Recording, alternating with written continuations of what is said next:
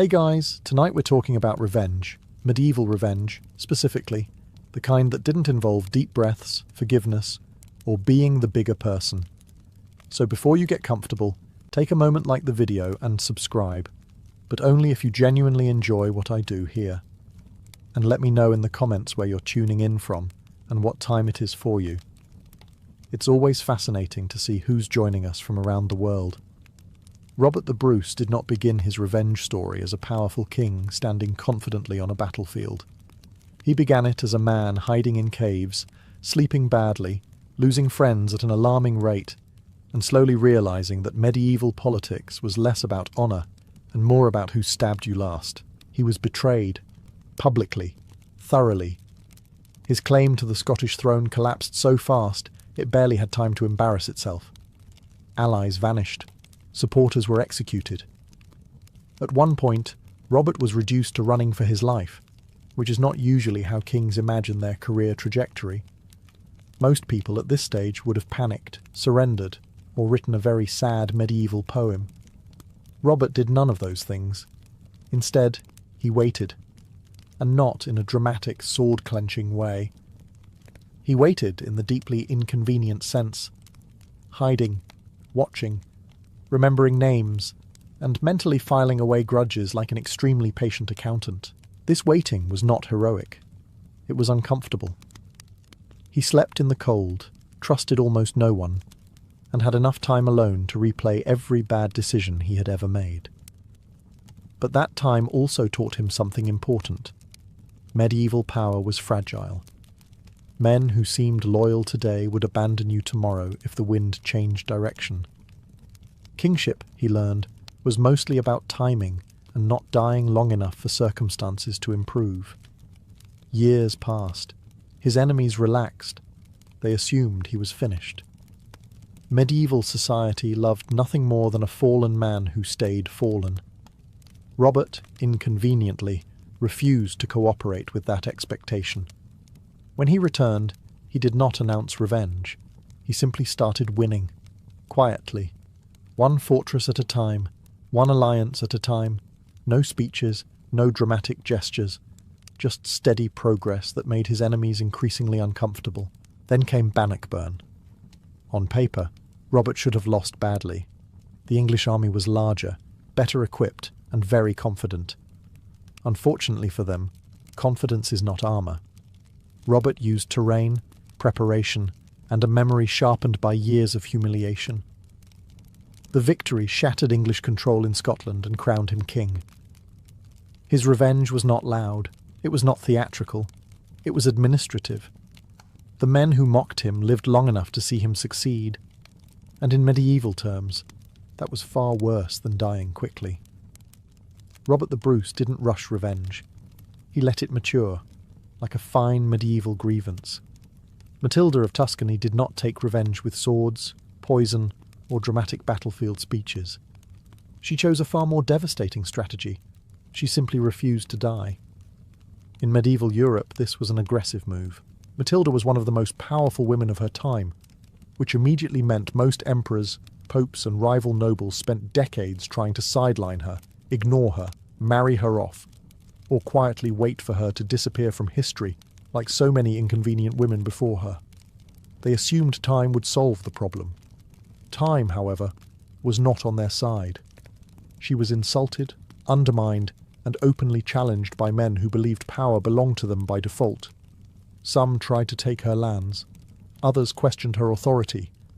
A few assumed she was merely holding power temporarily, until a proper ruler arrived. Matilda listened politely. Then she waited. And she waited a long time.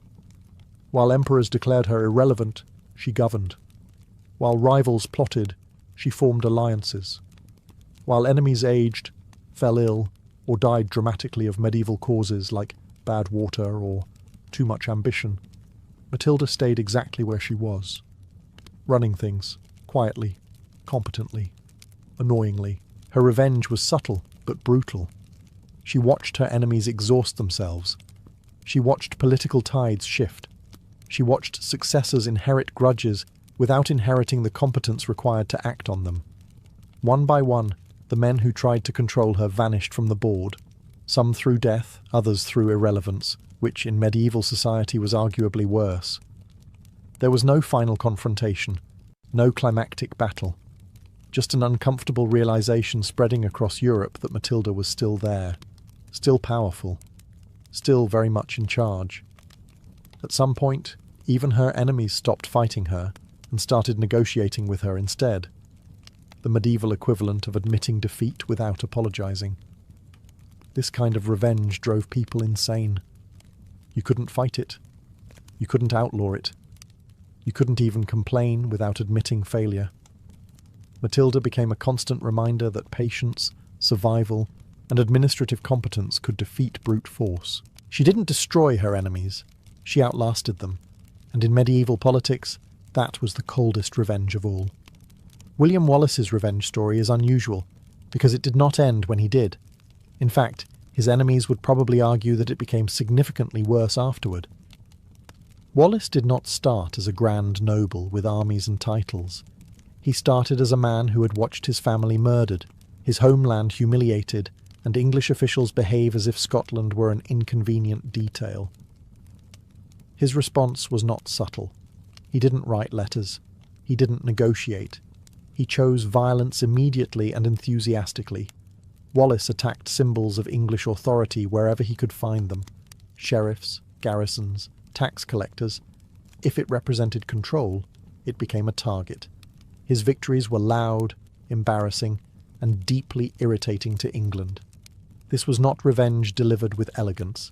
This was revenge delivered with a large sword and very little patience. Eventually, of course, medieval reality caught up with him.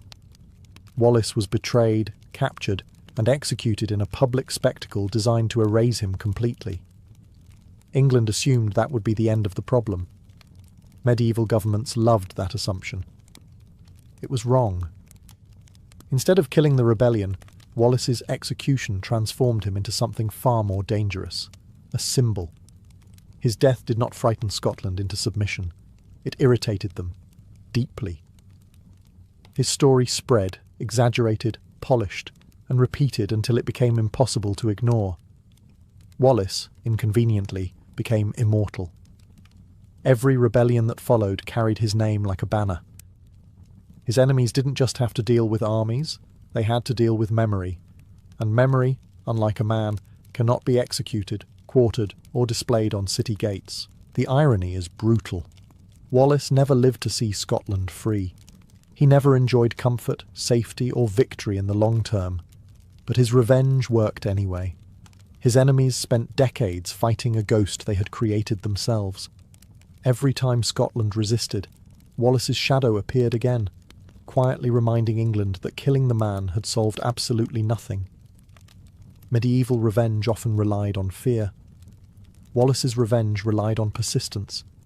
He did not destroy England's control personally. He made it impossible for them to ever feel secure again.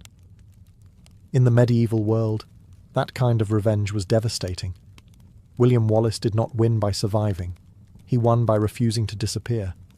And that is the kind of revenge that keeps rulers awake at night, staring at the ceiling, wondering which mistakes history will refuse to forgive. Eleanor of Aquitaine did not take revenge quickly. That would have been uncivilized. Instead, she chose something far more effective: patience, memory, and a very long marriage. Eleanor was one of the most powerful women in medieval Europe, which unfortunately meant she married a man who absolutely could not handle that fact. King Henry, her husband, eventually decided that Eleanor's political influence, intelligence, and tendency to think independently were deeply inconvenient. His solution was not counselling, it was imprisonment. For years, Eleanor was confined, not in a dungeon, but in a comfortable, humiliating sort of captivity designed to keep her quiet and irrelevant. Henry assumed that time would soften her, that isolation would erase her influence, and that eventually she would fade into the background like an old tapestry no one remembered to dust. Henry misunderstood Eleanor completely. While confined, Eleanor did not forget. She observed. She remembered every insult, every restriction, every moment she was treated as a problem rather than a partner. She also outlived Henry, which immediately improved her circumstances. The moment Henry died, Eleanor stepped out of captivity and back into power as if she had merely been waiting for a meeting to end. And then she began dismantling everything her husband had built to sideline her. She arranged alliances, she ruled territories, she guided the reigns of her sons, she travelled across Europe issuing commands while the memory of her confinement quietly followed her everywhere. Her revenge was elegant. She did not publicly condemn Henry. She did not erase his legacy outright. She did something far more painful. She made herself indispensable.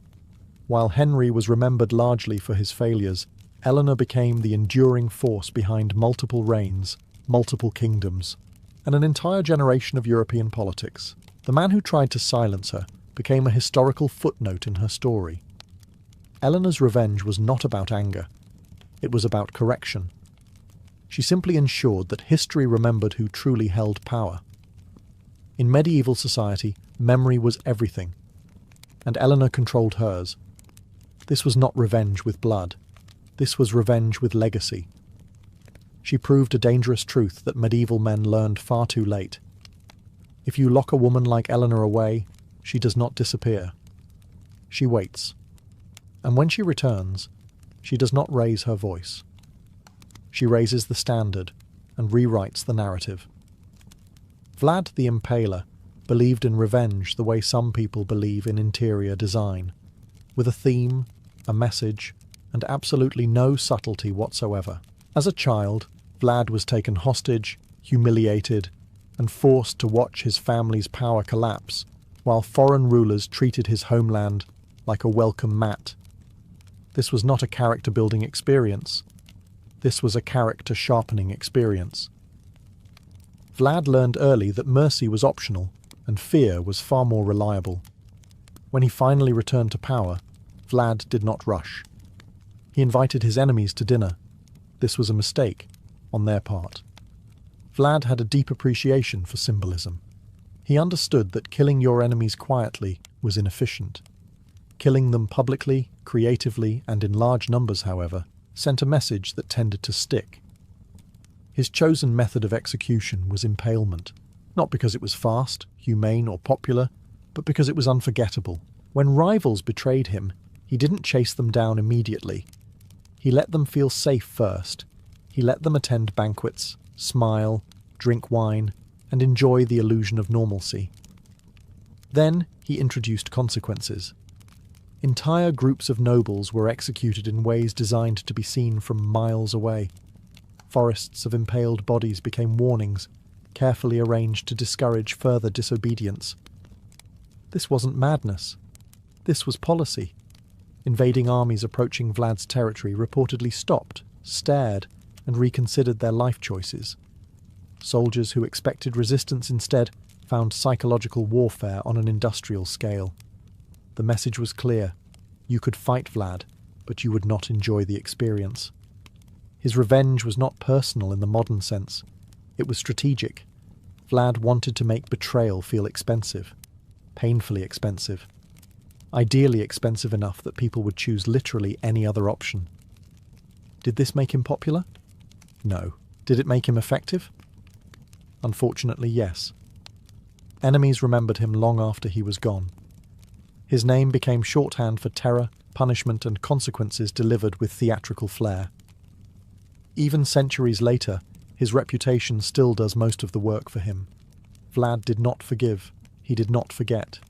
He advertised. In medieval Europe, revenge often restored honour. Vlad went further. He weaponized it, and while history debates his sanity, it cannot debate his results. Sometimes revenge isn't about balance. Sometimes it's about making sure no one ever tries again. Some medieval revenge stories are deeply personal. The Sicilian Vespers was not one of them. This was revenge as a community effort, organised, synchronised, and carried out by people who had finally decided they were done being polite. For years, Sicily lived under foreign rule that treated the island less like a kingdom and more like a badly managed occupation zone. Taxes were heavy, local customs were ignored, and foreign soldiers behaved like they owned the place, because technically they did. This arrangement was deeply unpopular, which in medieval terms meant everyone smiled in public and seethed privately. The breaking point came during an evening church service. A single incident, humiliating, public, and very poorly timed, ignited something that had been building for years. The bells rang for evening prayers, and instead of spiritual reflection, the population collectively decided it was time to settle accounts.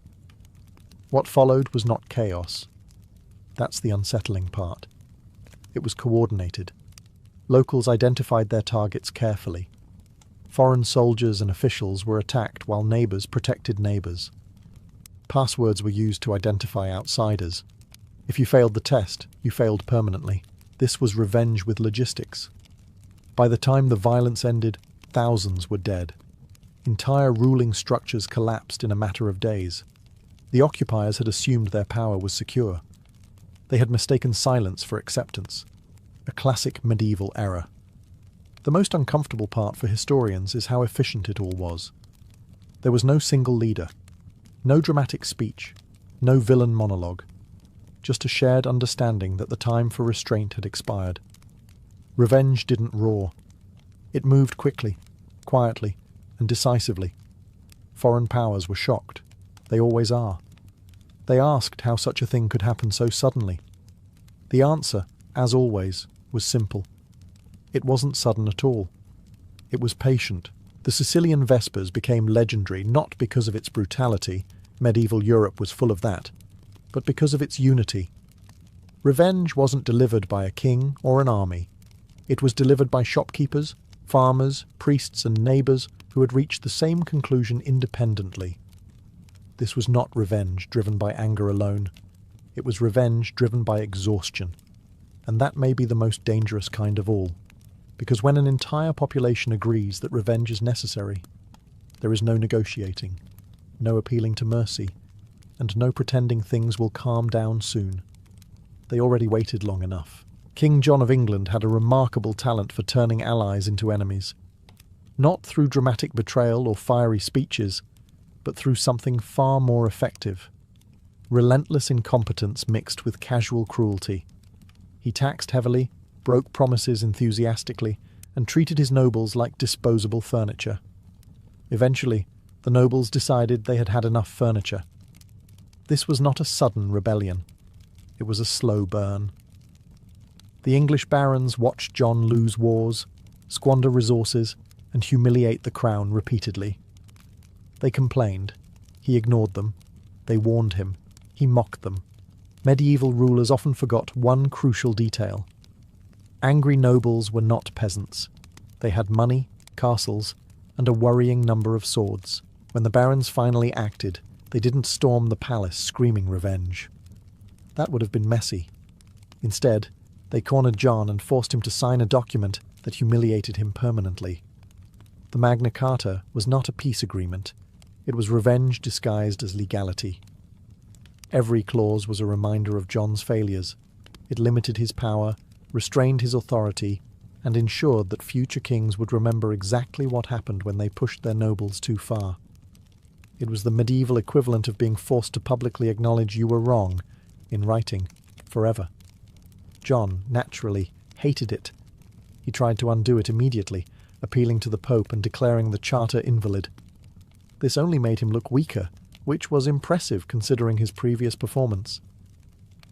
The barons, meanwhile, had achieved something far more lasting than execution.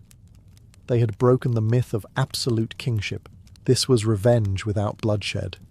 No executions, no sieges. Just a king forced to admit, on parchment, that he could not be trusted to rule unchecked. In medieval politics, that was devastating. John died not long after, miserable and angry. The document survived him. Every time future kings encountered limits on their power, John's failure echoed quietly in the background. The barons didn't destroy him physically, they dismantled his authority. And in a world where power was everything, that was the cleanest revenge imaginable. King John lost battles. He lost respect. And finally, he lost the illusion that he ruled by divine right alone. all because a group of nobles decided revenge didn't need swords, just ink. Isabella of France did not scream, threaten, or dramatically flip tables when her husband sidelined and humiliated her. That would have been undignified. Instead, she did something far more dangerous in medieval politics. She paid attention. Married to King Edward, Isabella found herself ignored, publicly disrespected, and replaced in influence by favourites who seemed to appear at court purely to test her patience. Edward assumed his wife would tolerate this arrangement indefinitely. After all, medieval queens were expected to smile politely and accept whatever nonsense was happening around them. Isabella accepted nothing. She waited. She watched alliances form and collapse. She learned who disliked the king, who felt insulted, and who was simply waiting for permission to act. She travelled abroad under the reasonable excuse of diplomacy and returned with something far more useful than goodwill: support. When Isabella finally moved, it was not loud. There were no fiery speeches about betrayal. She returned with an army, landed in England, and discovered that almost no one was willing to defend the king. This is always an awkward moment for a ruler. Edward was captured, deposed, and removed from power with shocking efficiency. Isabella did not need to personally raise a sword. The system collapsed around him naturally, like a poorly built scaffold. His reign ended not with a dramatic battle, but with quiet confinement and a deeply suspicious death that historians continue to discuss carefully. This was revenge executed with paperwork, timing, and an excellent understanding of human weakness. Isabella did not destroy the kingdom. She did not burn cities. She simply removed the man who had made her irrelevant and replaced him with someone more cooperative. In medieval terms, this was an outstanding outcome. Her revenge was subtle enough that some chroniclers barely recognized it as revenge at all. They described it as political necessity, stability, or correction. Isabella presumably did not correct them. The lesson here is uncomfortable but clear. Medieval revenge did not always involve blood. Sometimes it involved patience, alliances, and letting your enemy remain convinced they were safe, right up until they were not. Isabella of France did not shout. She did not rush. She did not forgive. She waited until removing a king felt less like rebellion and more like housekeeping. And that, in medieval Europe, was the most elegant revenge imaginable. Jan Hus did not live to enjoy his revenge, which in medieval history is surprisingly common and deeply inconvenient for the people who thought killing him would solve everything. Hus was a reformer, a preacher, and, most importantly, a man who would not stop talking about corruption in the church. This alone made him dangerous.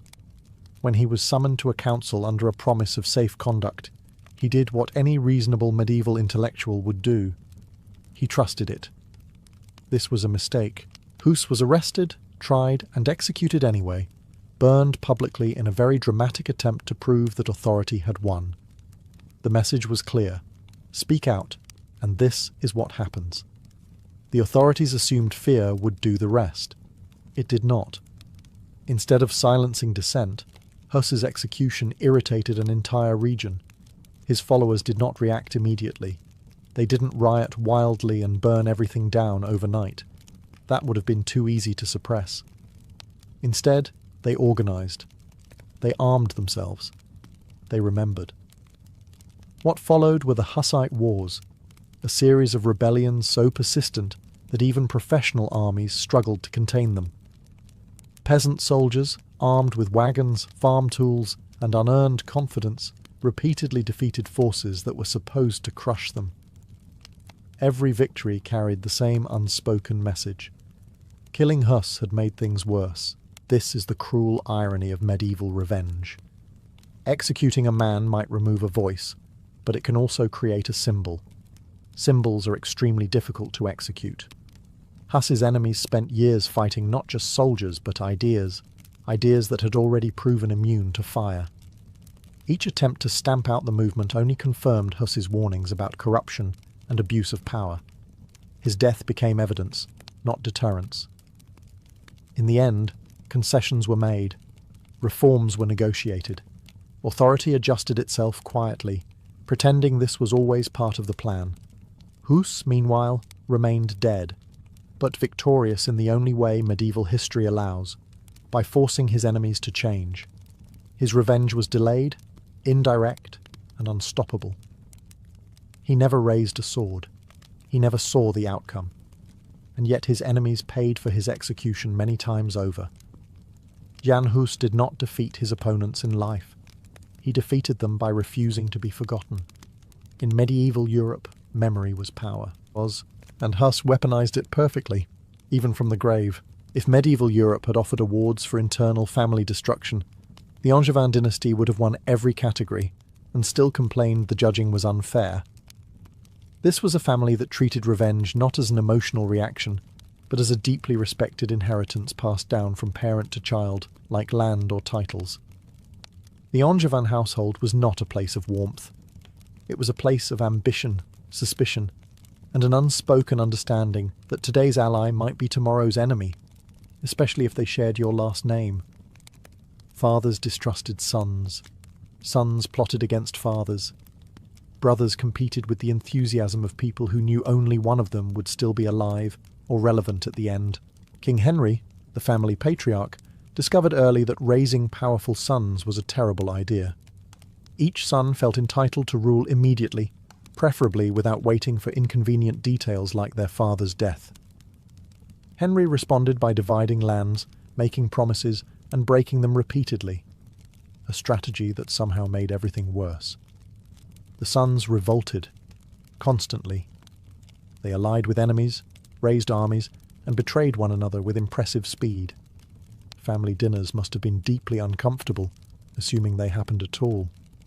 Medieval chroniclers stopped pretending this was normal behaviour and started documenting it like a slow-motion disaster. Revenge within the Angevin family was not explosive. It was methodical. If one son rebelled and failed, he waited. If a brother gained advantage, another undermined him quietly. Nobody forgot anything. Apologies were treated as temporary ceasefires at best.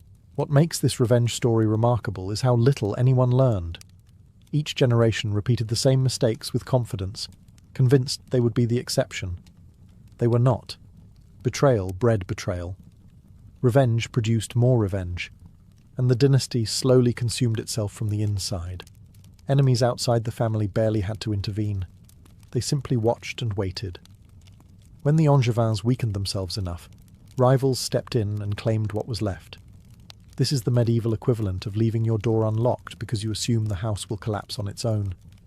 In the end, the Angevin revenge cycle did not elevate anyone. It did not restore honour. It simply ensured that no one enjoyed power for very long. The Angevins did not lose their dynasty to a single enemy. They lost it to each other. And that may be the most medieval revenge story of all. Skanderbeg's revenge story begins with one of history's most inconvenient childhoods. Taken hostage as a boy, raised by an empire that expected his loyalty, and trained to serve the very power that had crushed his homeland, Skanderbeg spent years smiling politely while filing away grievances like a man planning the longest to-do list in medieval history. To his captors, he was a success story. Educated, disciplined, loyal on the surface. The perfect example of how conquest could be made permanent. They trusted him. They promoted him. They assumed he had forgotten where he came from. He had not. Skanderbeg waited, and he waited properly. He learned how armies moved. He learned how commanders thought. He learned which rules were flexible and which were quietly ignored when convenient.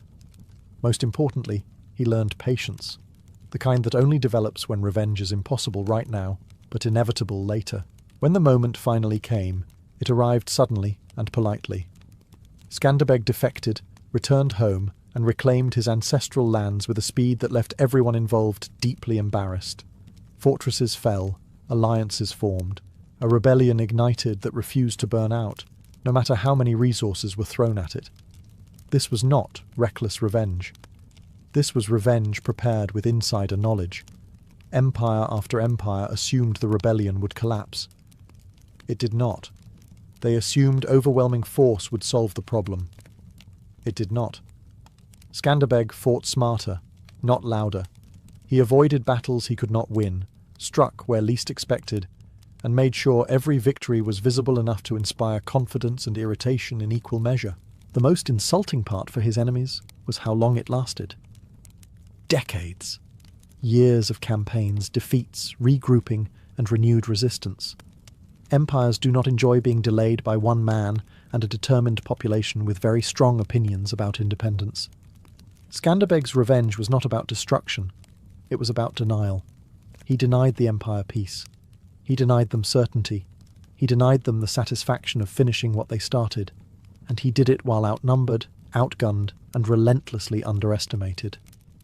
This was revenge served slowly, deliberately, and with a deep understanding of human arrogance. The empire that took his childhood spent the rest of his life failing to take his homeland. Skanderbeg did not rush revenge. He lived inside it. And in medieval history, few revenges were as patient or as effective as that. Medieval revenge had many styles, but one of its favourites was hospitality. The Black Dinner of Scotland is proof that in the Middle Ages, accepting an invitation could be a fatal error, especially if the host smiled a little too politely. Two young noble brothers were invited to a feast under the promise of safety. This was not unusual. Feasts were meant to signal reconciliation, goodwill, and the temporary suspension of murderous intent. The boys arrived expecting food, conversation, and perhaps mild political manipulation. What they got instead was a lesson in medieval symbolism. Midway through the meal, servants entered carrying a black cloth and placed it on the table.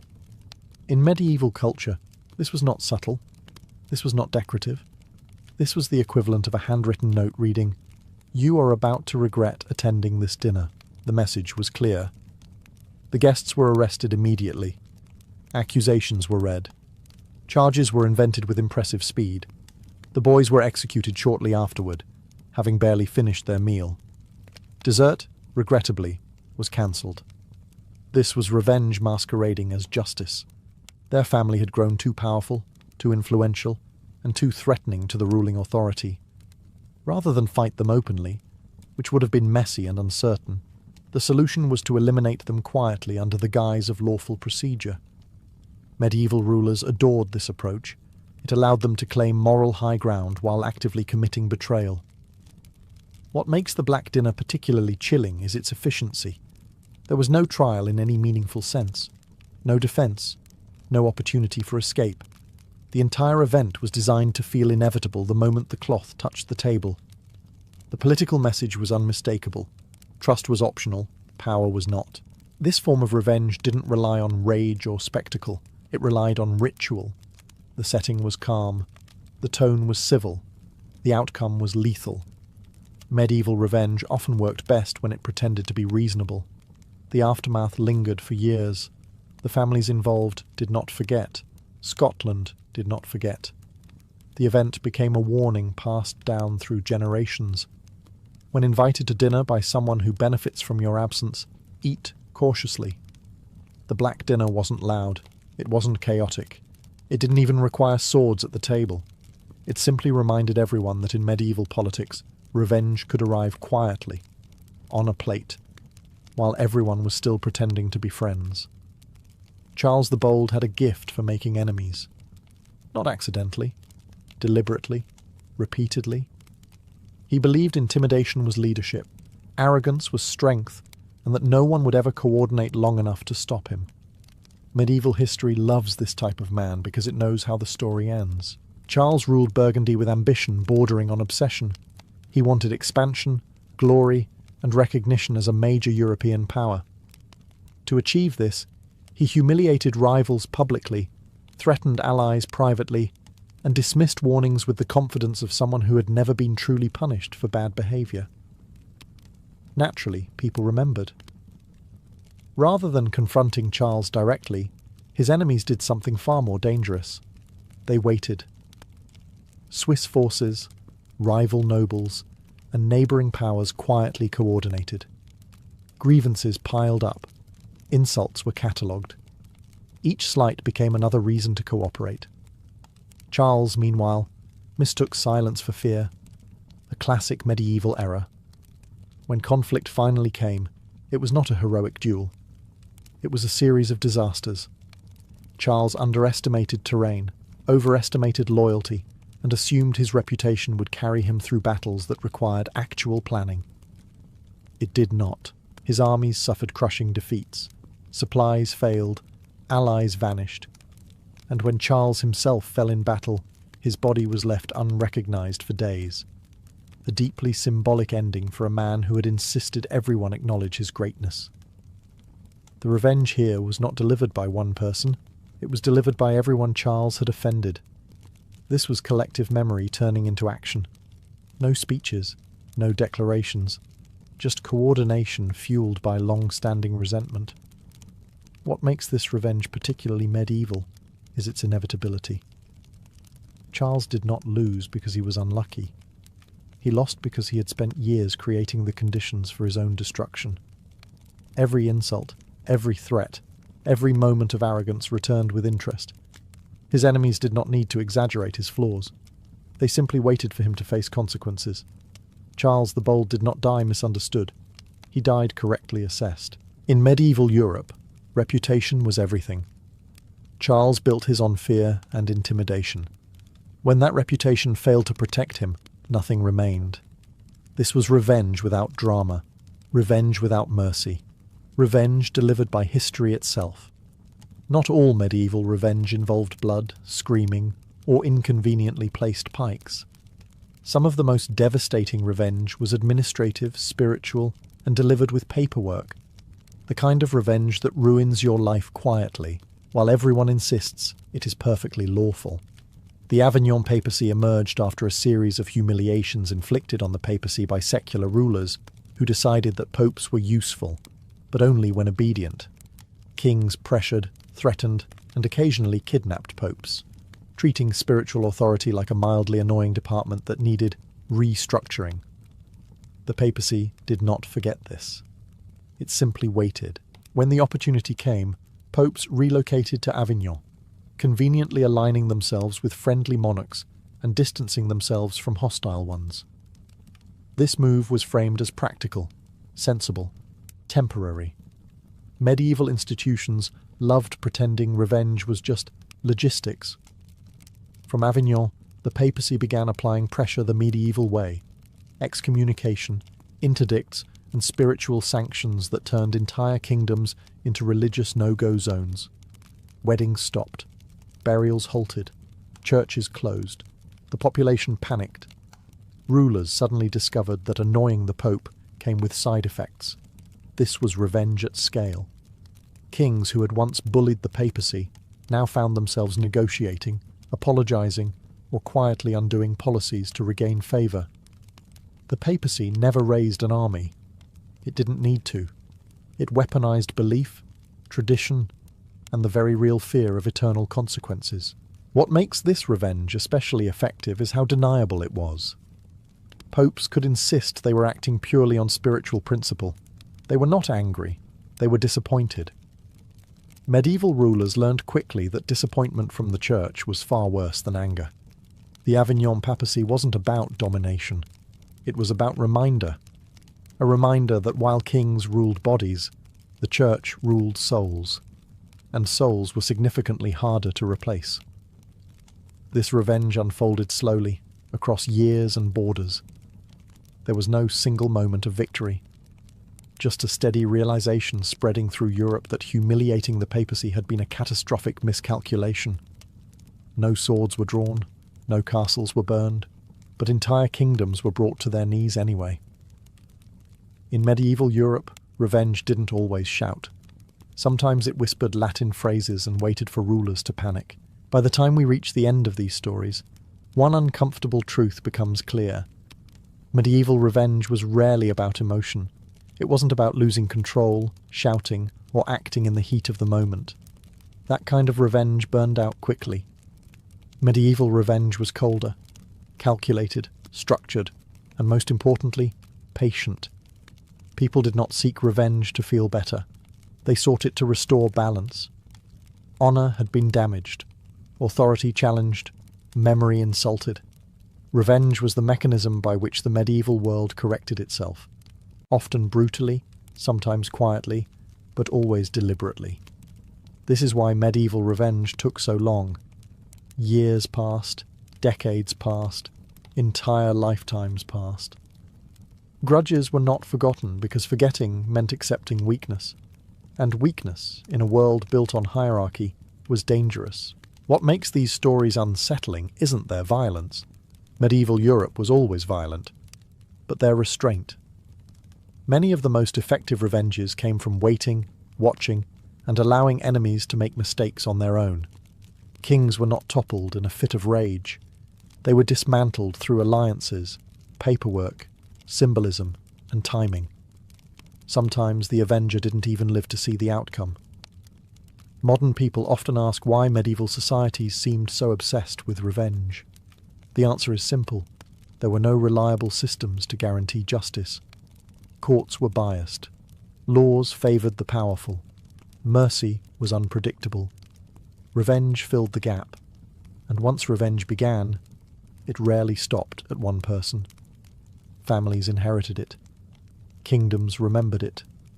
Entire populations carried it forward like unfinished business. Forgiveness existed, but it was considered a luxury, something you could afford only when power was secure. The irony is that medieval revenge often succeeded. It removed tyrants, it humbled kings, it forced institutions to change, but it also created cycles that consumed generations, ensuring that no victory was ever clean or permanent. In the end, medieval revenge wasn't about destruction. It was about memory. People wanted to be remembered, as wronged, as justified, as avenged. And history, quietly and mercilessly, kept those records long after everyone involved was gone. So when we look back at these stories, we aren't just watching people settle scores. We're watching a world trying to impose order in the only way it knew how, not through forgiveness, but through consequences. And in medieval history, consequences had very long memories. Ludwig van Beethoven's life begins in the modest city of Bonn, in the year 1770, far from glittering salons or imperial courts. His childhood was not wrapped in encouragement or warmth, but in expectation, heavy, urgent, and often cruel. Music entered his life early, not as a joy, but as a duty. His father, Johann van Beethoven, was determined to mould his son into a prodigy, a public miracle that would lift the family out of mediocrity. Whether Ludwig wanted this role or not was irrelevant. The piano waited, the violin waited, and so did the long nights. Johann's teaching style relied more on fear than inspiration. Lessons stretched late into the evening. Errors were not corrected patiently. They were punished.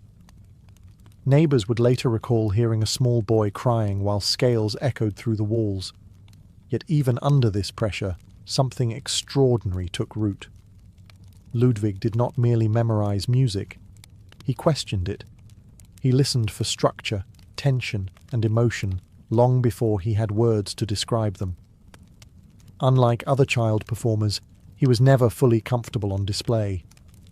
When pushed before audiences as a wonder child, he appeared awkward and intense, more focused on the keyboard than the room. Applause did not excite him. Silence afterward interested him more. From an early age, he seemed to sense that music was not about approval. It was about expression. Bonn itself played a quiet but crucial role. It was a small court city, but unusually open to Enlightenment ideas. Intellectual discussions floated through salons and taverns. Books circulated. Ideas mattered. Beethoven absorbed this atmosphere deeply. While still a teenager, he found mentors who recognized that his talent went beyond technical skill. They encouraged him to compose, not just perform, to create rather than imitate. By his early teens, Beethoven was already working as a court musician, supporting his family as his father's reliability declined. Responsibility arrived early. Childhood ended quickly. But this hardship forged independence, discipline, and a stubborn refusal to submit to limits, traits that would define his life. This was not the beginning of a polished genius. It was the origin of a fighter. a boy shaped by pressure, sharpened by struggle, and already listening for a sound that existed beyond the notes on the page, a sound that belonged only to him.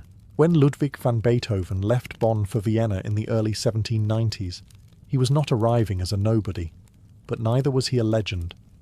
Vienna was the musical capital of Europe, a city swollen with talent, ambition, and egos. Every street seemed to echo with symphonies, quartets, and reputations being built or destroyed. Beethoven arrived carrying recommendations, raw confidence, and a quiet certainty that he did not intend to fit in. At first, he did what was necessary. He studied with established masters, absorbed the formal rules of composition, and learned how the musical world functioned. On paper, he followed tradition. In practice, he tested its limits. Even as a young pianist, his playing startled audiences. He did not perform politely.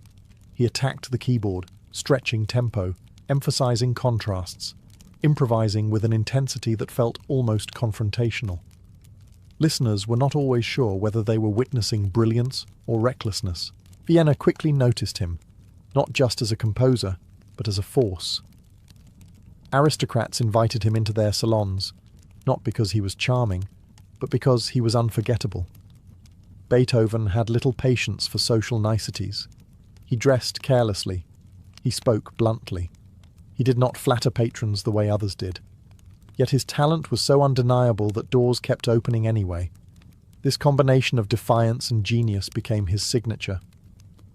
Unlike many composers who wrote primarily to please employers, Beethoven treated music as something personal, almost moral. He believed it should say something about struggle, joy, rage, triumph. Early works still echoed the classical elegance of the era, but beneath the surface, something new was stirring. Rhythms grew bolder, dynamics more extreme, emotion more exposed. He was already pushing against the idea that music should remain restrained and balanced. At the piano, improvisation became his battlefield. He would challenge other musicians publicly, engaging in spontaneous musical duels that often left rivals humiliated. These performances built his reputation faster than printed compositions ever could. Word spread quickly. This man was dangerous, not physically, but artistically. By the end of his first years in Vienna, Beethoven had secured something rare. He was not merely accepted, he was anticipated. People wanted to hear what he would do next, partly because they sensed he might break something in the process. The city had given him opportunity. In return, Beethoven was preparing to reshape its musical future, whether Vienna was ready or not. At the height of his rising fame, when Vienna had begun to accept Ludwig van Beethoven as more than a curiosity, an unthinkable problem emerged. He began to lose his hearing.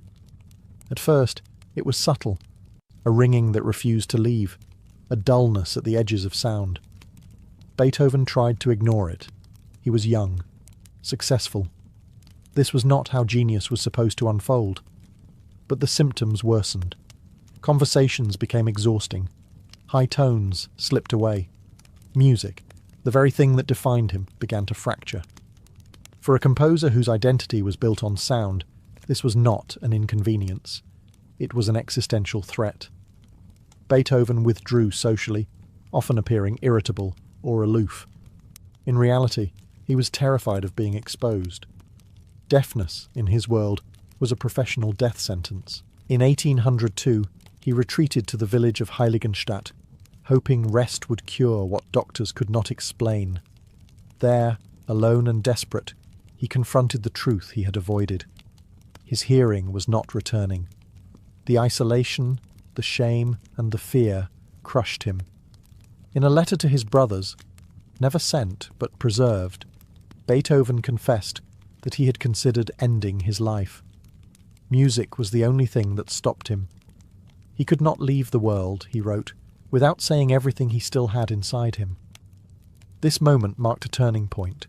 Instead of surrendering, Beethoven hardened.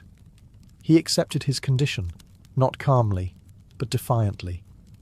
If he could no longer hear as others did, he would compose as no one else dared. His music began to change, structures expanded. Emotional extremes intensified. Silence itself became meaningful. He was no longer writing to entertain. He was writing to survive. Paradoxically, as his hearing declined, his imagination grew louder. He no longer relied on sound as it existed in the room, but on sound as it existed in his mind. This internalization freed him. Music was no longer bound to polite expectation or physical limitation. It became personal, confrontational, and monumental. The Heiligenstadt crisis did not end Beethoven's career. It ignited it. From this point forward, every composition carried an undercurrent of resistance, against fate, against weakness, against silence itself. The tragedy did not soften him, it sharpened him. And from this struggle, a new kind of music was about to emerge. Music forged not from what he could hear, but from what he refused to lose. With his decision to live and compose on his own terms, Beethoven entered what scholars later called his heroic phase, though at the time it felt more like open rebellion. Classical music, as Vienna understood it, prized balance, elegance, and restraint. Beethoven respected these rules just enough to know exactly how to break them. His compositions grew larger, louder, and more emotionally exposed. Symphonies stretched beyond traditional limits. Movements became longer, more dramatic, and less predictable. Sudden silences interrupted storms of sound. Gentle themes were shattered by violence, then rebuilt stronger. Audiences were no longer being entertained. They were being challenged. The turning point came with works like the Third Symphony. What listeners expected to be polite background music instead arrived like a declaration. This was not music for salons. This was music that demanded attention, even confrontation. Some listeners were stunned, others were offended. A few understood that something irreversible had happened. Beethoven was no longer writing as a servant to tradition or aristocracy. He positioned himself as an independent artist, a radical idea at the time. He rejected permanent court appointments, choosing instead to live off commissions and patronage that did not dictate his voice. This freedom came at a cost. His finances were unstable, his personal life chaotic, but creatively he was untouchable. He was. As his hearing continued to deteriorate, his focus shifted further inward. He trusted his inner ear completely. Sketchbooks filled with obsessive revisions, tiny changes made and remade until the emotional weight felt right. Nothing was accidental. What sounded wild and spontaneous to listeners was actually the result of relentless control. Critics struggled to keep up. Some accused him of excess, of ugliness, of abandoning beauty altogether. Beethoven did not care. He believed beauty could include struggle, tension, even pain. Music to him was not decoration, it was truth. This period reshaped what composition could be. No longer confined to pleasing symmetry, music could now tell stories of conflict and triumph without words. Beethoven had cracked open the classical form and poured his inner life into it. And once that door was opened, it could never be closed again. The composer who once feared silence was now redefining sound itself. Not as something polite and ornamental, but as something human, flawed, and fiercely alive. As Beethoven's music grew bolder, his personal life narrowed. The man who filled concert halls with sound increasingly lived in silence and solitude.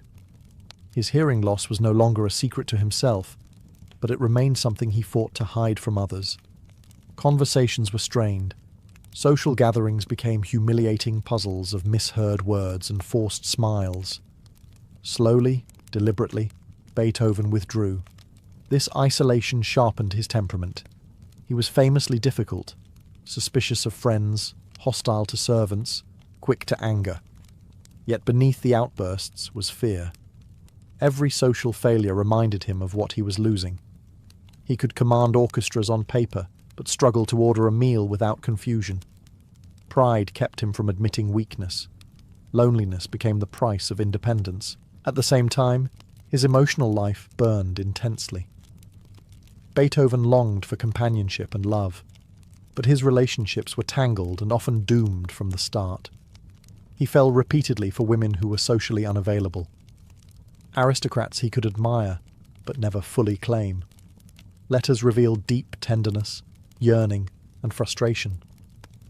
One famous correspondence, addressed to an unnamed immortal beloved, exposes a man capable of profound devotion, yet unable to reconcile love with the demands of his art and his circumstances.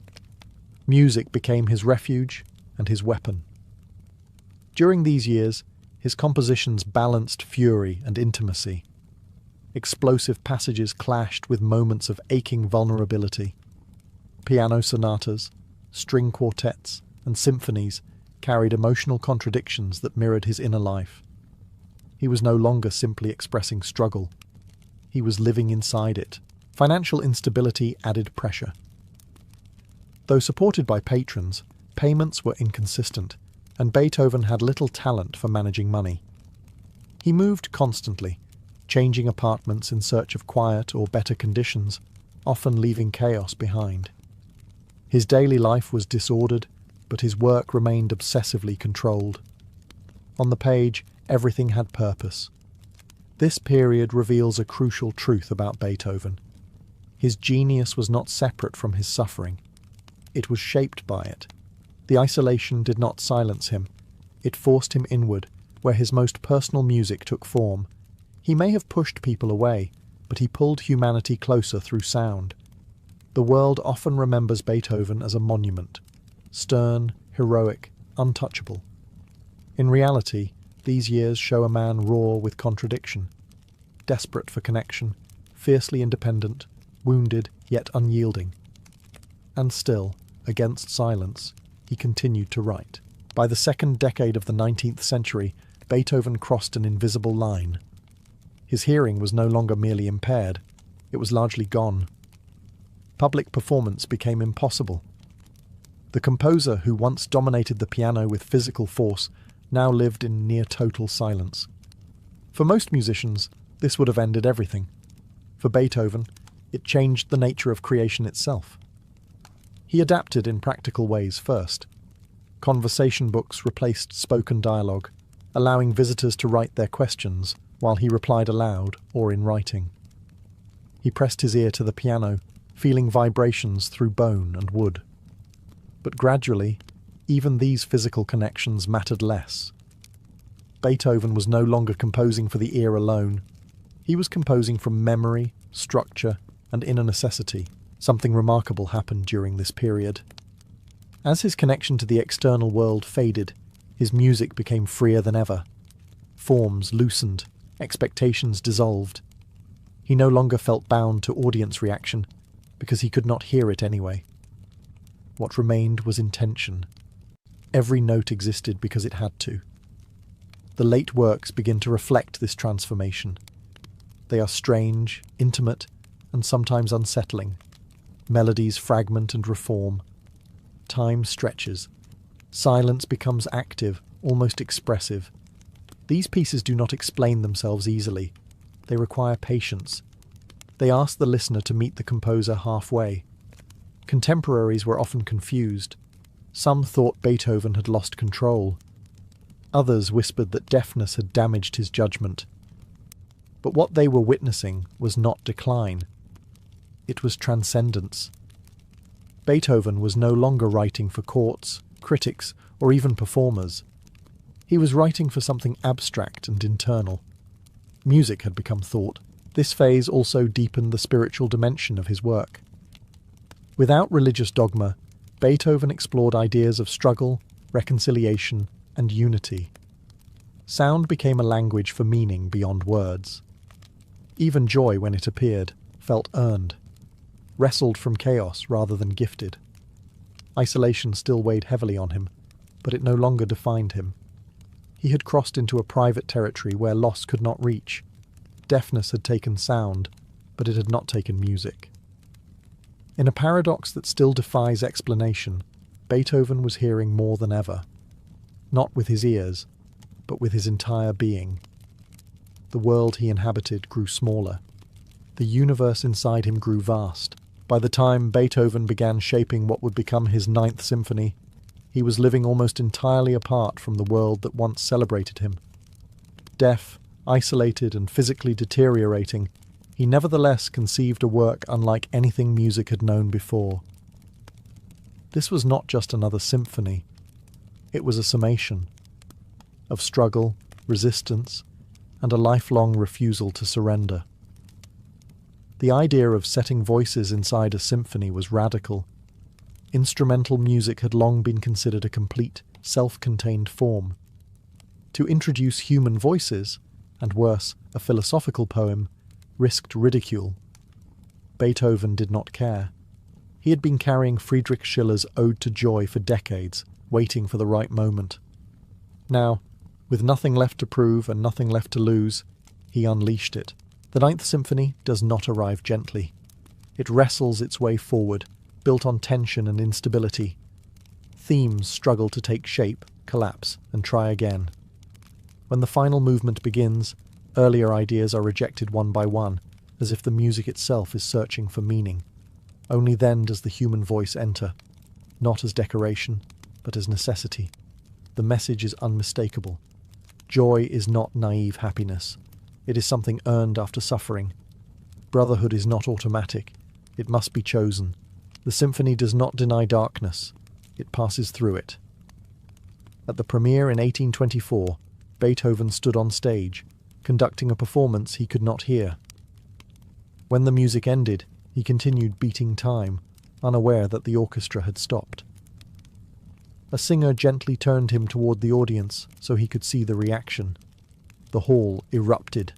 Applause, tears, hats thrown into the air. Beethoven bowed, not to sound, but to sight. This moment has become legend, but it is more than sentimental. It reveals the core of Beethoven's achievement. He created one of the most powerful expressions of human unity ever written, while completely cut off from the very sense meant to receive it. The Ninth Symphony was not just a triumph of composition. It was a declaration. That meaning does not depend on circumstance, that joy can exist without comfort, and that art can outlive the body that creates it. Beethoven had reached a place beyond limitation. Silence had not defeated him. He had answered it, loudly, defiantly, and forever. After the thunder of the Ninth Symphony, Beethoven did not retreat into repetition or victory laps. Instead, he moved further inward, into territory that even his admirers struggled to follow. His final years produced music that feels detached from time itself, works that seem less concerned with performance than with exploration. The late string quartets and piano sonatas baffled audiences. They were quieter, stranger, and structurally unpredictable. Melodies wandered, rhythms stretched or dissolved. Sudden bursts of humour appeared beside passages of aching simplicity. These pieces did not explain themselves. They invited contemplation, not applause. Beethoven was no longer interested in impressing anyone. He wrote as if communicating with something beyond listeners, perhaps with himself, perhaps with the future. Technical difficulty increased, but virtuosity was no longer the point. Expression was. A single phrase might carry more weight than an entire earlier movement. Physically, his health was collapsing. Illness, liver failure, and constant pain plagued him. His living conditions deteriorated.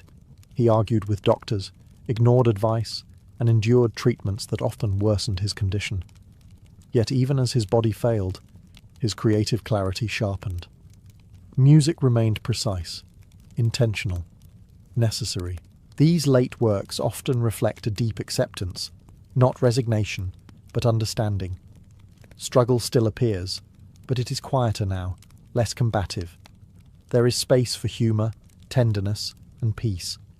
Some movements feel almost conversational, as if Beethoven were thinking aloud on paper. Many contemporaries dismissed this music as incomprehensible. Performers hesitated. Critics questioned his sanity. Beethoven himself was unbothered. When told that audiences did not understand his quartets, he reportedly replied that they were not written for the present age. He was thinking ahead. Today, these late works are regarded as some of the most profound music ever composed. They speak across centuries, resisting simple interpretation. They do not demand admiration. They demand listening. In these final compositions, Beethoven achieved something rare. He created art that feels personal without being confessional, complex without being showy, and spiritual without doctrine. The man who once shattered musical forms now dissolved them entirely. This was not the end of his voice. It was its most distilled expression, quiet, fearless, and infinitely human. In the spring of 1827, Ludwig van Beethoven was dying. His body, worn down by years of illness, pain, and neglect, was finally giving way.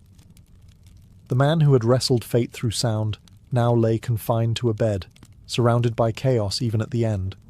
Unpaid debts, scattered manuscripts, unfinished plans. Silence, the great adversary of his life, was complete. On March 26th, a violent storm swept over Vienna. Thunder cracked the sky, rain lashed the city. According to those present, Beethoven stirred as the storm reached its peak. He raised a clenched fist, as if defying the heavens one last time. And then he was gone. He was 56 years old. Vienna did not respond quietly. Thousands attended his funeral. Composers, poets, aristocrats, and ordinary citizens filled the streets. For a man who had spent his final years isolated and misunderstood, the farewell was overwhelming. The city finally grasped what it had witnessed. Not just a composer, but a turning point in human expression. Beethoven left no simple legacy. He did not offer comfort in the easy sense. His music does not exist to soothe without challenge. Instead, it insists that struggle is not a flaw in the human experience. It is the core of it. He expanded what music could say and who it could speak for. No longer merely entertainment or ornament, music became confession, philosophy, resistance. Most remarkably, Beethoven achieved this while losing the very sense meant to define him. He proved that creativity is not dependent on circumstance, talent alone, or physical ability. It is an act of will, an act of defiance, an act of belief. Long after his death, his works continued to shape the world. Romantic composers found permission to be personal. Modern artists found courage to break form. Even today, his music appears at moments of triumph, mourning, revolution, and unity. It survives because it speaks honestly about pain, hope, fury, and joy. Beethoven once wrote that music should strike fire from the heart of man. He did exactly that. Even in silence, even in death, his sound never ended. The Age of Cathedrals begins not with stone, but with longing. In the early Middle Ages, Europe was emerging from centuries of instability. Towns were growing again, trade routes reopened, markets filled with voices. And with this quiet recovery came a powerful desire to give shape to faith in a way that could be seen, felt, and endured. The low, heavy Romanesque churches of the past suddenly felt insufficient. They were safe, solid, and dark. But they did not soar. Medieval people did not imagine God as distant. The divine was everywhere, active and watching. A cathedral was meant to reflect that reality. It was not just a building for prayer, it was a statement carved into the earth. Height mattered, light mattered, space mattered. The higher the vaults climbed, the closer heaven seemed. The more light that entered, the more divine truth was believed to flow inside. This was also an age of competition, not between individuals, but between cities. A cathedral announced wealth, stability, and spiritual importance. If one town raised higher walls or brighter windows, its rival felt compelled to answer. Bishops, guilds, kings, and ordinary townspeople all contributed. These projects took generations.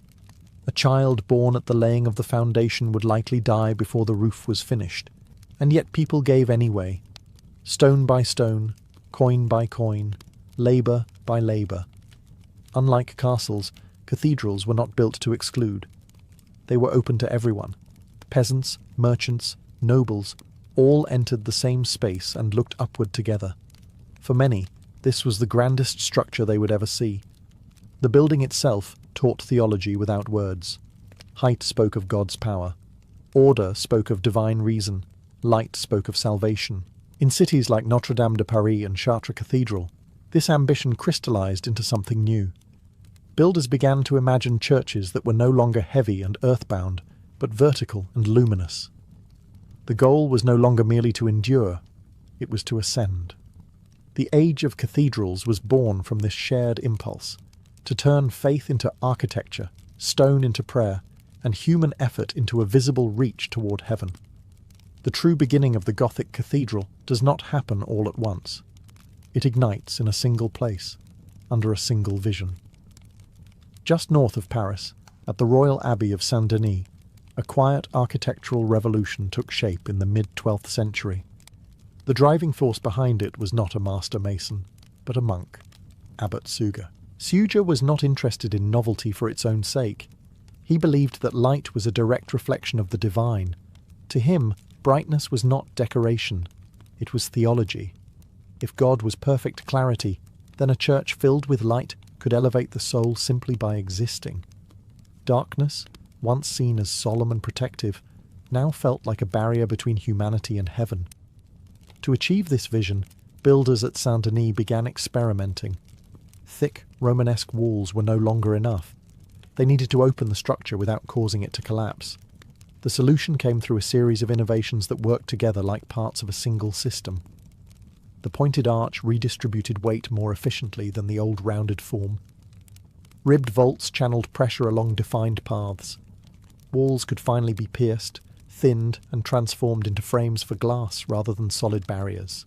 This was not a sudden leap of genius, but a careful balance of daring and calculation. Every decision risked disaster. Stone ceilings were unforgiving teachers.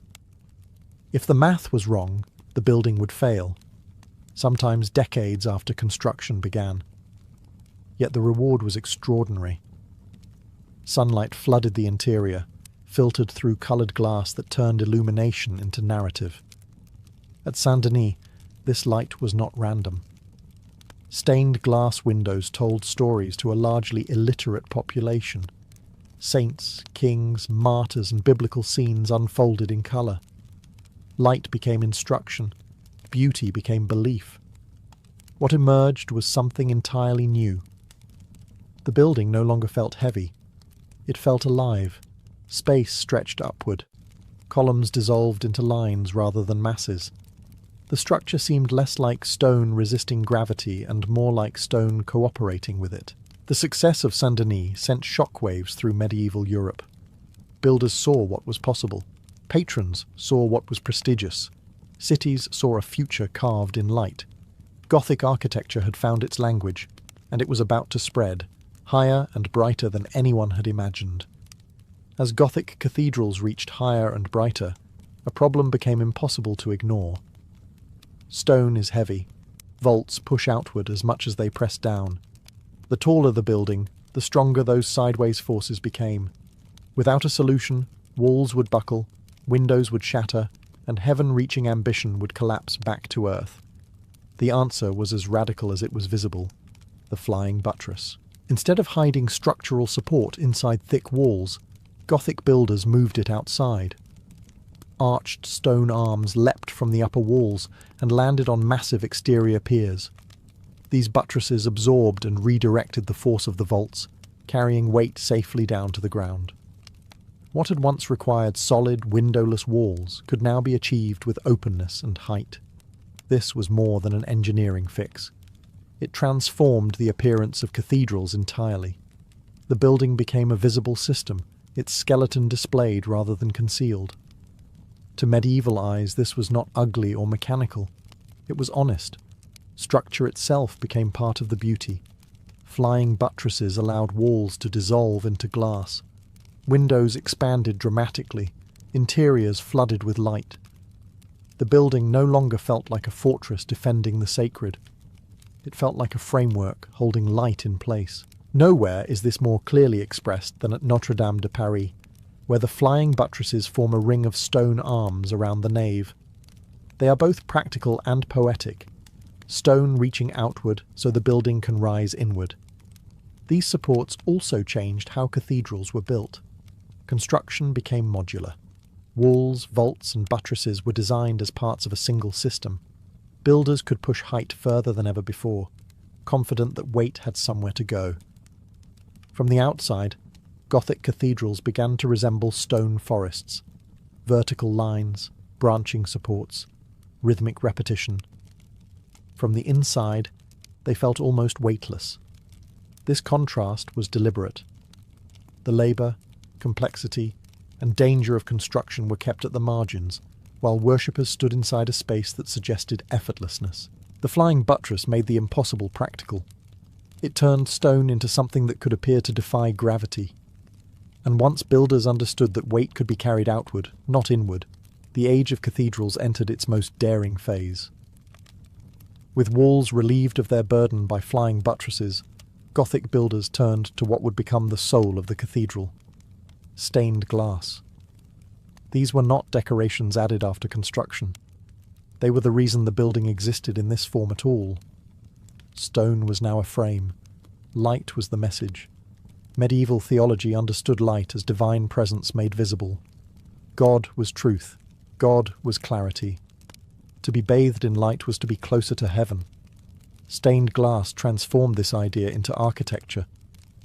Sunlight entered not as harsh brightness, but filtered, coloured, and intentional. Reds burned, blues cooled, golds shimmered.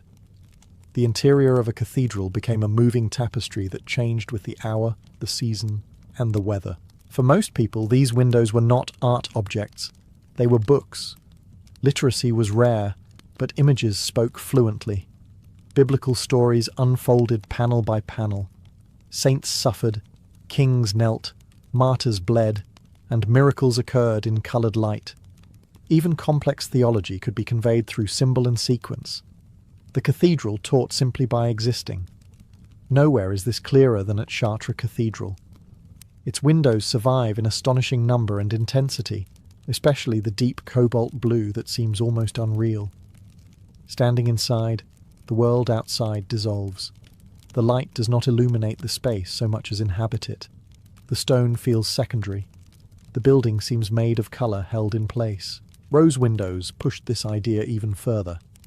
Perfect circles of glass radiated outward like cosmic diagrams, combining geometry, theology, and light into a single form. They represented order in the universe, divine reason expressed through symmetry. When sunlight struck them directly, the effect was overwhelming. Heaven, briefly, appeared structured and knowable. This emphasis on light changed how people experienced worship.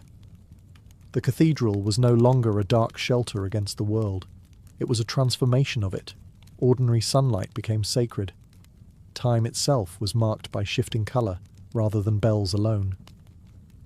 In the Age of Cathedrals, light was not passive. It preached, it instructed, it moved. Stone had learned to glow, and in doing so, Gothic architecture achieved its most powerful illusion, that heaven was not far away, but pouring in through glass. Gothic cathedrals were designed to be read by the body before the mind. The moment a person stepped inside, the architecture guided their gaze upward. Columns rose in uninterrupted lines. Arches sharpened into points. Vaults soared overhead like stone canopies. Everything in the space worked together to make height feel inevitable. This verticality was not accidental or merely impressive. It was theological. Medieval thinkers believed the universe was ordered, hierarchical, and ascending toward God. The cathedral mirrored that belief in stone.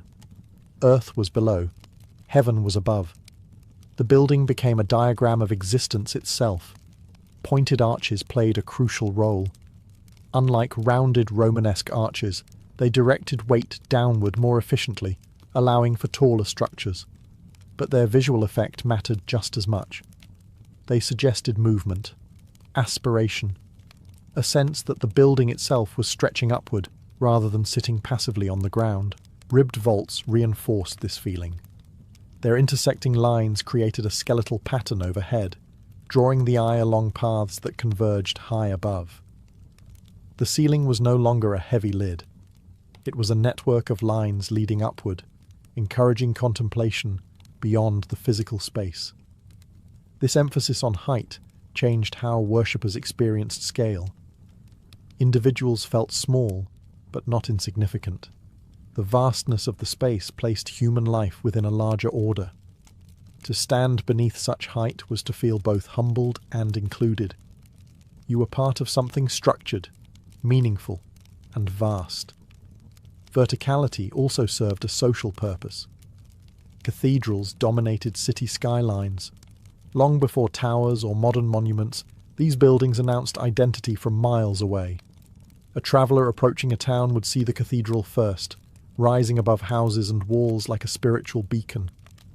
The city existed beneath it. Faith crowned the landscape. Yet this height was not only about dominance, it was about direction. The cathedral did not push people outward or inward, it pulled them upward. Even those uninterested in theology could not ignore the physical sensation. The architecture demanded a response. By turning height into meaning, Gothic builders transformed stone into instruction. The cathedral taught without words. Look up, think upward, live upward. In the Age of Cathedrals, heaven was not only promised, it was physically implied, carved into every arch and column that climbed toward the sky. A Gothic cathedral was never the work of a single generation. It was a project that outlived its planners, its builders, and often even its original vision. Construction could stretch across decades, sometimes centuries, turning the cathedral into a living process rather than a finished object. When the first stones were laid, no one expected to see the end. That was understood. Faith, after all, was not short-term. The cathedral belonged as much to the future as to the present. Bishops might change. Kings might fall. Wars might interrupt work for years. But the building waited. Stone is patient. These projects mobilized entire cities. Masons, carpenters, glassmakers, blacksmiths, sculptors and labourers all played roles. Guilds took pride in contributing. Donors funded chapels, windows or altars in exchange for prayers and remembrance. Even the poor gave what they could: a coin, a day of labour, a cart of stone. The cathedral was not imposed on the city. It was grown from it. Construction sites were chaotic, dangerous places. Cranes powered by human treadmills lifted enormous blocks. Scaffolding climbed higher each year. Accidents were common. There were no modern blueprints, only experience, geometry, and trust. Master masons carried knowledge in their heads and hands, passing it down through apprenticeships rather than books. Because projects lasted so long, styles evolved mid-construction. A nave might begin in one Gothic mode and finish in another. New techniques replaced old ones. Towers were redesigned, plans adapted to ambition, disaster, or opportunity. The result was architecture that recorded time itself, layers of intention stacked in stone. Cathedrals also shaped urban life. Streets bent around them, markets gathered nearby, pilgrims arrived, bringing wealth and ideas. The building became the city's anchor, both spiritually and economically. In places like Amiens Cathedral, scale alone announced confidence. This was not a town planning to fade quietly. It was a city declaring permanence. What mattered most was continuity. Each generation accepted responsibility from the last. They did not ask whether the project was practical. They asked whether it was worthy. In an age with little certainty, the cathedral offered something rare, a promise that human effort could reach beyond a single lifetime. The Age of Cathedrals was built slowly, deliberately, and collectively, one stone at a time, laid for people who had not yet been born. If light was the soul of the Gothic cathedral, sculpture was its voice. Long before anyone stepped inside, the building was already speaking, portals, facades, towers, and roofs were crowded with figures carved in stone. Saints, kings, prophets, monsters, angels, and sinners, all arranged to tell a story to anyone who approached. The main entrance of a cathedral functioned like a sermon carved into rock. Figures lined the doorways in rigid vertical rows, elongated to echo the architecture itself. They did not smile casually or strike natural poses. They stood solemn, timeless, and watchful. These were not portraits of real people, but ideals made visible. Wisdom, authority, judgment, mercy, all given form. At places like Chartres Cathedral, the west portal presents an entire theology before a single step is taken inside. Christ appears in glory. Apostles flank him. The order of heaven is laid out clearly. To enter the cathedral was to pass through doctrine, moving from the imperfect world into sacred space. But not all sculpture was solemn. High above the streets, grotesques and gargoyles crouched along ledges and gutters. These strange figures served practical purposes, channeling rainwater away from walls. But they also carried symbolic weight. They represented chaos, sin, and the dangers outside the sacred boundary. Inside was order and light. Outside lurked disorder. This contrast was deliberate. The cathedral was not meant to deny the existence of fear or evil. It acknowledged them openly, then placed them at the margins. Monsters stayed on the roof. Saints guarded the door. Meaning was built into placement as much as form. Sculpture also humanized the building. Faces began to show emotion. Figures interacted. Over time, stiffness softened. Drapery flowed more naturally. Stone bodies gained weight and presence. Gothic sculpture slowly rediscovered humanity without losing symbolism. The divine became relatable, not distant. For medieval people, this imagery was not optional decoration. It was instruction. Most worshippers would never read scripture, but they could read stone. The cathedral explained the world visually, who ruled it, who judged it, and where one stood within it. In the age of cathedrals, stone did not remain silent. It warned, taught, comforted, and accused. Long before a priest spoke, the building itself had already delivered its message. What began in northern France did not remain there for long. The Gothic cathedral proved too powerful, too persuasive to stay confined to one region. Its language of height, light, and structure spread across Europe, carried by travelling masons, ambitious bishops, and cities eager to proclaim their importance. Yet as Gothic travelled, it adapted. The idea remained the same. The expression changed. In France, Gothic emphasized unity and clarity. Cathedrals were conceived as coherent systems, every element aligned toward vertical ascent and luminous interiors. Elsewhere, local traditions reshaped the style. In England, Gothic stretched horizontally rather than vertically. Long naves, complex rib patterns, and an emphasis on linear rhythm created spaces that felt expansive and processional rather than overwhelming.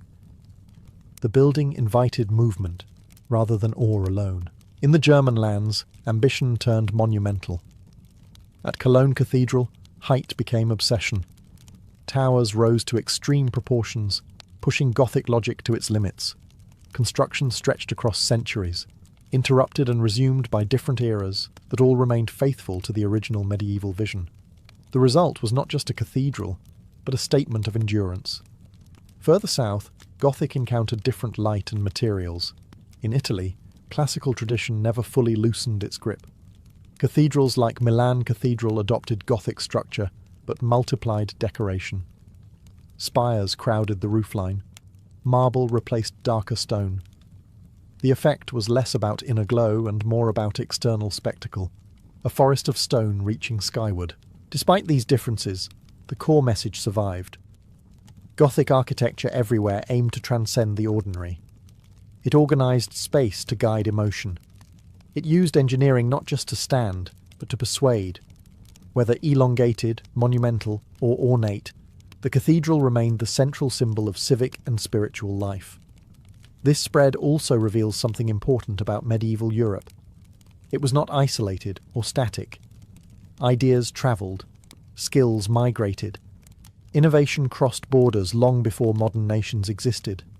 The cathedral became a shared language, one that allowed different cultures to express the same aspiration in their own accents. By the late Middle Ages, Gothic dominated the skyline of Europe.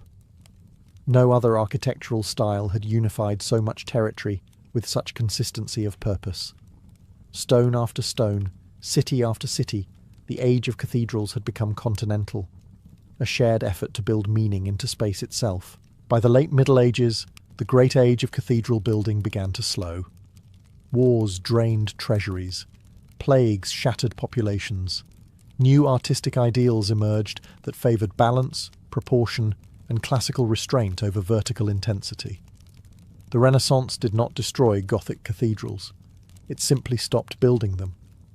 The upward race paused, yet the cathedrals remained. Long after scaffolding vanished and masons died, these buildings continued to shape the world around them. They outlived the cities that built them, the kings who funded them, and the bishops who consecrated them. Stone endured where power did not. The true legacy of the age of cathedrals is not technical, though the engineering was revolutionary. It is psychological. These buildings changed how humans understood space. They proved that architecture could move people emotionally, not just shelter them. That stone could teach, persuade, and inspire without a single spoken word. Even stripped of belief, the experience remains. To stand beneath a Gothic vault is still to feel small, directed, and attentive. The building does not ask what you believe. It asks you to look. Upward, inward, slowly. Places like Notre Dame de Paris remind us that cathedrals were never finished ideas.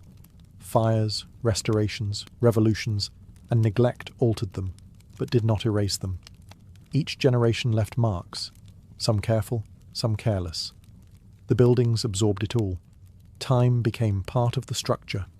In a world increasingly built for speed and utility, Gothic cathedrals stand as monuments to patience. They represent a culture willing to invest centuries into a single vision, knowing the reward would be inherited, not enjoyed. That mindset is as foreign today as the theology that inspired it. The Age of Cathedrals was not just about faith reaching heaven. It was about humanity reaching beyond itself, beyond lifespan, beyond certainty, beyond immediate reward. These buildings are frozen ambition, solid hope, organised longing. When sunlight passes through stained glass and spills across ancient stone, it still completes the original intention. For a moment, the distance between earth and heaven feels smaller, and in that moment, the medieval builders succeed again, long after they are gone.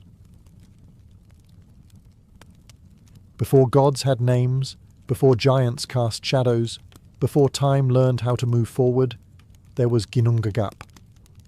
It was not a place you could stand in, nor a thing you could touch.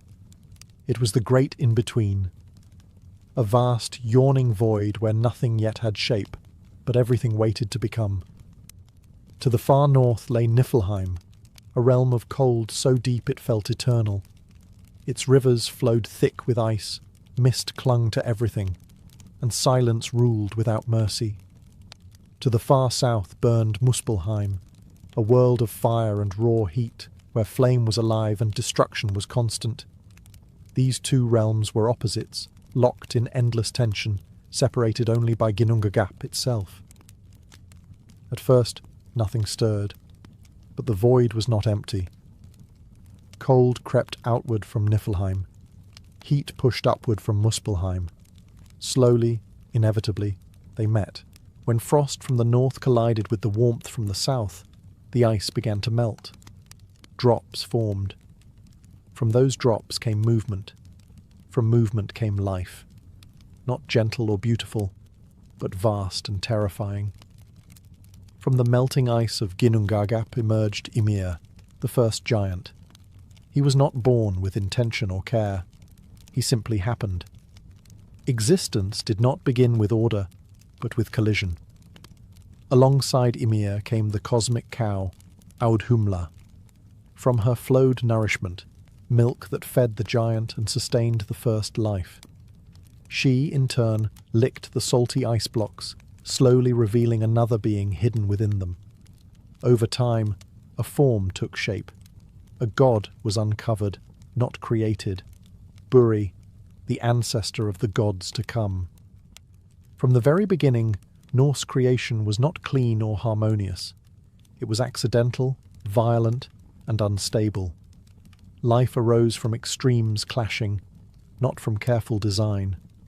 The universe was born from imbalance. Ginnungagap remained at the centre of it all, the silent witness, the space that allowed opposites to meet. It was neither good nor evil. It simply allowed becoming. This origin tells us something essential about the Norse worldview. The cosmos was never safe. Order was never guaranteed. Creation itself was fragile, born from forces that could just as easily destroy it. In the Norse beginning, existence did not start with light or wisdom. It started with cold, fire, and a vast silence that finally broke. From the melting ice of Ginnungagap came Ymir, the first being, vast, ancient, and uncontrollable. He was not shaped by purpose or guided by wisdom. He existed because the cold and the fire had collided, and that collision demanded consequence. Ymir embodied the raw, untamed nature of the early cosmos. He slept, and from his sleeping body more life emerged. As Ymir dreamed, giants were born from him. From the sweat beneath his arms came a man and a woman. From his legs came another being. Life multiplied without intention, spreading outward in strange and uneven ways. This was the first age of existence, and it belonged entirely to the giants. They were not evil in the moral sense. They were simply enormous forces of nature, driven by appetite, instinct, and survival. The giants did not build. They did not create order. They endured. They filled the universe with their presence, heavy and ancient, like mountains that walk and breathe. The cosmos at this stage had no structure, no balance, and no mercy. It was alive, but it was not yet meaningful. While Ymir slept and giants multiplied, Audhumla continued her slow, patient work. She licked the ice blocks left behind by the frozen rivers of Niflheim. Each day, more of what lay hidden beneath the ice was revealed. First hair, then a head, then a full body. From the ice emerged Buri, not born but uncovered. Buri was different. Where Ymir was vast and chaotic, Buri was defined, shaped, intentional. He did not belong to the giants, nor did he oppose them. Not yet. He represented something new entering the universe. Lineage, continuity, and the potential for order. Buri fathered a son, Bor, who in turn would father 3 sons of his own. These sons would become the gods, not creators in the absolute sense, but shapers. The universe already existed. Their task would be to give it form. At this stage, however, the giants still ruled. The cosmos was unbalanced, dominated by Ymir's endless, uncontrolled expansion. Life existed, but it crowded itself, pressed against itself, threatened to collapse under its own weight. This tension could not last forever. In the Norse imagination, creation is not peaceful. It is a struggle. And the struggle was coming. The Age of Giants set the stage. What followed would be an act of violence so fundamental that it would transform chaos into a world. The universe could not remain as it was. Ymir's presence was too vast, his offspring too numerous, his chaos too heavy for anything else to grow. In the Norse imagination, creation does not arrive gently. Order is not negotiated into existence. It is carved out through force. Bor's 3 sons, Odin, Vili, and Ve, looked upon the world and saw imbalance. The giants multiplied endlessly, while meaning itself had no space to take root. If anything new was to exist, something old had to end, and so the gods did the unthinkable. They turned on Ymir. The slaying of Ymir was not a battle in the heroic sense. It was a cosmic act. When Ymir fell, his blood poured out in such volume that it drowned nearly all the giants. Only a few survived, escaping into the outer edges of existence. With that flood, The age of uncontrolled growth ended, but the gods did not destroy Ymir simply to remove him. They used him. From Ymir's body the world was shaped. His flesh became the earth. His blood became the seas and oceans. His bones rose into mountains. His teeth and broken fragments formed rocks and stones. From his skull the gods fashioned the sky, lifting it above the earth and setting it in place. Sparks taken from the fires of Muspelheim were scattered across it, becoming stars. Even the chaos was given purpose. The gods placed 4 dwarves at the corners of the sky to hold it aloft, turning destruction into structure. The world was no longer an accident. It had direction. From Ymir's eyebrows, the gods created Midgard, a protective enclosure for humanity yet to come. This was not kindness without caution. The giant still existed beyond its borders, and Midgard was meant to shield fragile life from forces older and stronger than itself. This moment defines the Norse view of existence. Creation is not pure. It is built from sacrifice. Life stands on death. Order rests on violence. The universe is not morally clean. It is functional. The gods did not erase chaos.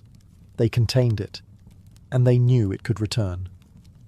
With Ymir's death, the cosmos finally took shape, not as a paradise, but as a contested space, balanced for now, held together by force, intention, and constant tension.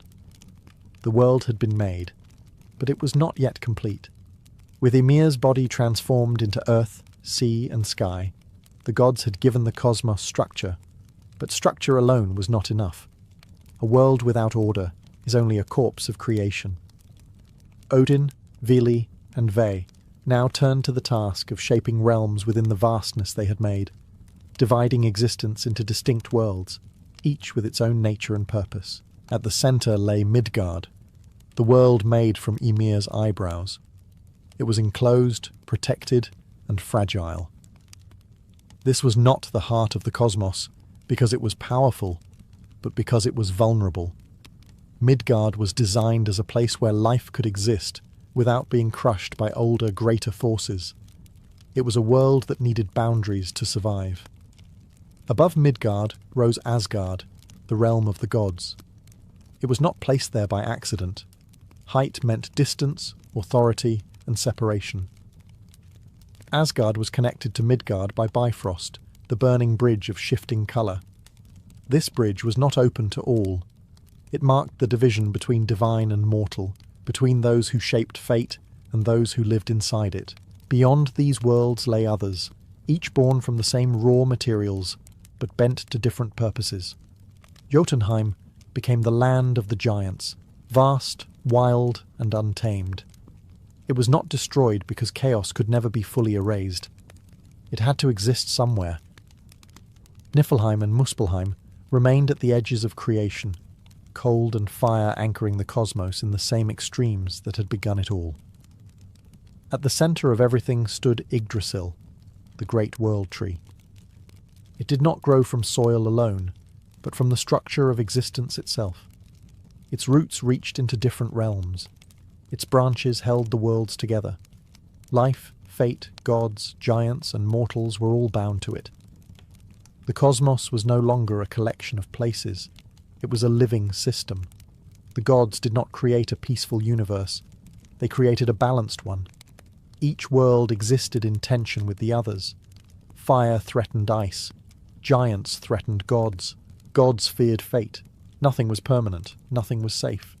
This is the quiet truth beneath Norse creation. Order exists, but it must be maintained. Structure is real, but it can break. The gods themselves were not outside this system. They were bound by it. With the worlds shaped and held together, the universe could finally sustain life with meaning. But the most fragile creation was yet to come. With the worlds shaped and held together by Yggdrasil, existence still lacked one crucial element: rhythm. Space had been formed, but time had not yet learned how to move. The cosmos stood assembled, but motionless, like a great hall with no footsteps, no seasons, no passing of days. For life to truly exist, it needed cycles. The gods turned their attention to the sky. From the sparks taken earlier from Muspelheim and scattered across the heavens, Odin and his brothers now imposed order. What had once been drifting embers became fixed lights. Stars took their places. Directions gained meaning. The sky was no longer a lid held aloft. It became a map. Then came the shaping of day and night. From the giants emerged two figures tied to motion and light. Night and her son. Day. Night rode first, dark and heavy, casting shadow across the worlds. Day followed, bright and swift, bringing warmth and visibility. The gods set them on paths through the sky, ensuring that neither could dominate forever. Darkness would always return, but so would light. The sun and moon were placed into motion as well, drawn across the heavens in eternal flight. They were not free. In the Norse vision, even celestial bodies are chased by destruction. Wolves pursued them relentlessly, snapping at their heels, reminding all beings that time itself is hunted. The sky was not peaceful. It was active, threatened, alive. With these movements, time began. Days could pass. Seasons could change. Growth and decay became possible. The universe was no longer frozen in a single moment of creation. It could age. This is essential to understanding the Norse worldview. Time is not a gift. It is a condition filled with pressure. Everything that exists is moving toward an end, even as it continues forward. The sun shines, but it is chased. The moon glows, but it will one day be caught. By giving the cosmos rhythm, the gods accepted inevitability. Cycles meant repetition, but also exhaustion. Birth implied death. Motion implied collapse. Yet without time, nothing fragile could survive. Plants could not grow. Beings could not change. Meaning could not accumulate. With night and day set in motion, the worlds were no longer just shaped. They were alive. And now, within this moving universe, the gods were ready to create something that would walk inside time itself. With the world set in motion and time flowing through them, the gods turned their attention to something smaller and more fragile than mountains or stars. They walked along the shore where sea met land, where driftwood lay scattered, shaped by waves, worn smooth by time, but lifeless. There, Odin, Vili, and Ve found two trees. One was an ash, the other an elm. They were rooted, silent, and unmoving. Part of the world, but not yet alive within it. The gods did not carve them into servants or weapons. Instead, they chose to make something new. Beings who would live inside the world, not above it. Odin stepped forward first and gave them breath. Not just air in the lungs, but the force that animates, the spark that separates living from still. With that breath came spirit and awareness. Vili followed and gave them movement and will. He granted them the ability to act, to choose, to step forward rather than remain where they were placed. Thought and intention entered them. They were no longer shaped only by the world. They could shape themselves. Ve completed the act. He gave them sight, speech, and form, faces to recognize one another, voices to name things, bodies that could feel pain, warmth, hunger, and comfort. With this final gift, the trees became people. They were called Ask and Embla, the first man and the first woman. They were not made from divine substance or cosmic fire, but from wood, from the same material as the world itself. Humans, in Norse thought, were not distant from nature. They were nature, awakened. The gods placed Ask and Embla within Midgard, behind the protective boundary made from Ymir's brows. This was not paradise. It was shelter. Humans were not meant to dominate the cosmos, nor to escape it. They were meant to survive within it. Unlike the gods, humans were not immortal. Unlike giants, they were not vast. They were temporary, vulnerable, and deeply affected by time. But they possessed something rare, consciousness shaped by limitation. This origin matters. Humans were not created to rule the world, nor to serve the gods blindly. They were created to live, to endure cold and hunger, to build, to remember, to tell stories in a universe that would one day forget them. From trees came people. From people came history, and with that, the Norse cosmos gained witnesses. With humans now walking in Midgard, the cosmos gained observers, but it was still ruled by forces beyond choice. Beneath the branches of Yggdrasil, deeper than gods or giants, lay something older and more absolute. Fate. At the roots of the great tree lived the Norns, 3 ancient beings who shaped destiny itself. They were not gods, and they did not answer to gods. They existed before worship and beyond prayer. Their names were Urd, Verdandi, and Skuld. What was, what is becoming, and what must be. Each day, the Norns drew water from the well of Urd and poured it over Yggdrasil's roots, keeping the world tree alive. This was not an act of kindness. It was maintenance. The cosmos required care to continue, but even that care could not change its end. The Norns carved fate into wood and stone. They set the lifespan of humans, the fortunes of kings, and even the doom of the gods themselves. No being escaped their reach. Not Odin, not Thor, not the smallest mortal born into Midgard. This is one of the most unsettling truths of the Norse creation myth. Free will exists, but within limits. Choices matter, but outcomes are shaped by forces that cannot be negotiated with. Courage is meaningful precisely because it cannot prevent death. Honor matters because it does not guarantee victory. Humans lived under this knowledge. Life was brief. Winters were harsh. Survival was uncertain. But meaning did not come from safety. It came from action taken in full awareness of risk. To live well was not to avoid fate, but to face it without turning away. Even the gods understood this. Odin sacrificed an eye for knowledge, not to escape fate, but to understand it. He knew how the story would end. He chose to walk forward anyway. This worldview shaped everything.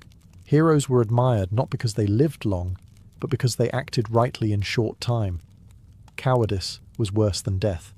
Memory was stronger than survival. With fate woven beneath the roots of existence, the Norse cosmos gained gravity. Creation was no longer just a beginning. It was a trajectory. Everything moved forward, not toward peace, but toward a known ending. And yet, life continued. Gods ruled, humans built, giants waited. The world endured, balanced on a tree whose roots drank destiny itself. But fate does not remain quiet forever, and the final cycle was already waiting. From the moment creation settled into balance, its ending was already written.